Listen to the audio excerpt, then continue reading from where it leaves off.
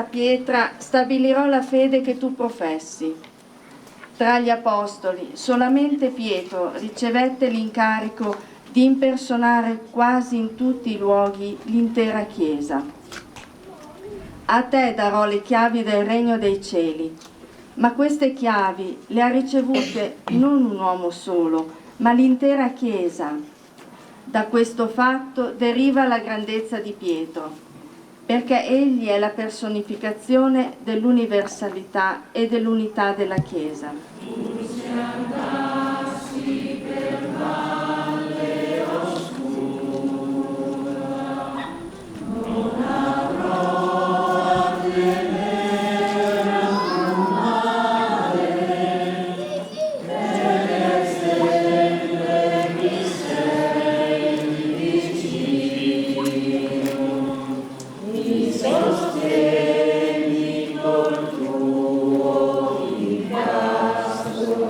Lontane da queste barche ogni avversità e ogni tempesta.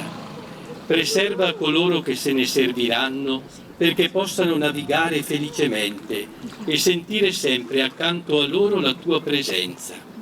E ravviva in noi, o Padre, nel segno dell'acqua che ricorda la vita e la vita nuova del battesimo, la nostra adesione a Cristo, via, verità e vita. Tu sei Padre, Figlio e Spirito Santo. Amen.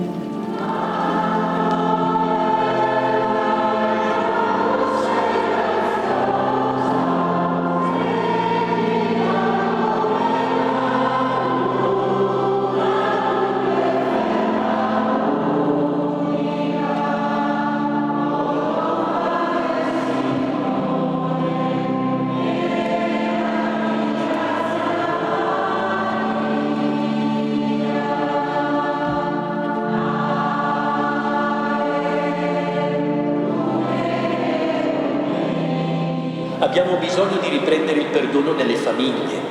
Talvolta c'è una esagerazione, un'amplificazione rispetto anche alle difficoltà che, dobbiamo dircelo, sono all'ordine del giorno. Ma non possiamo pensare che una famiglia riesca a perseverare nell'unità, nella fiducia del domani, se non usiamo anche un po' l'ago e il filo per rammentare i nostri rapporti. E questo filo è proprio il perdono, la pazienza, la misericordia, l'indulgenza, questa capacità anche di avere fiducia che l'altro può diventare migliore.